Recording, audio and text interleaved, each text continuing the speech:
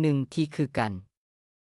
เมื่อเบิ่งผิวเผินก็คงจะเมนถ้าไผเคยดื่มน้ำที่ตักขึ้นมาจากบ่อเลี้ยวจะรู้ว่าอุณหภูมิของน้ำในบ่อจะอยู่ที่ประมาณ18องศาตลอดปีบ่ว่าไผจะวัดเทคก็ได้ค่าออกมาเท่ากันหมดเพราะอุณหภูมินั้นเป็นข้อเท็จจริง